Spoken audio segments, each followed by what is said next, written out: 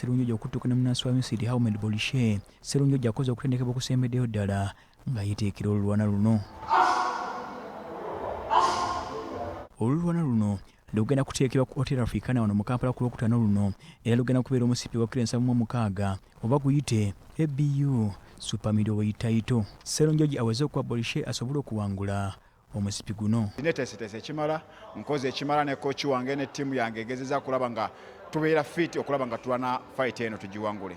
Ahmed Bolishe yakalwana eno na 8 nga waguddeko 7 n'akuba olwana lumu lwokka era John Serunjojo agamba Bolishe y'omu ku bazanyi abasinga omutindo omulungi obudde buno wabula yeetamutidde era asuubira okumuwangula.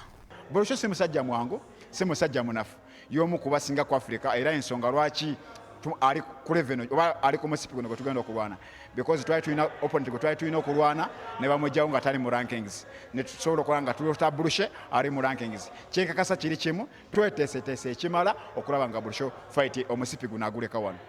John Serunjojo amanyiddwa nga GST yakalwana eno na 15 awanguddeho 13 n'akubwa eno na 2 zokka era yasembayo kuzanya Juba Misumali mwezi ogw'omukaaga nga yaluwangula. Target yange si ya ABU, target yange ya WBC.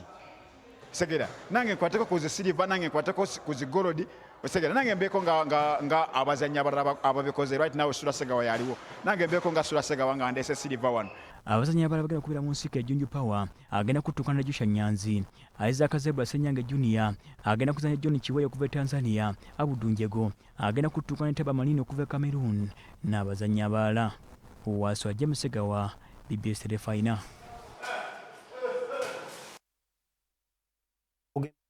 Mu nsiko y'ebyemizannyo olunaku olwaleero kambaddize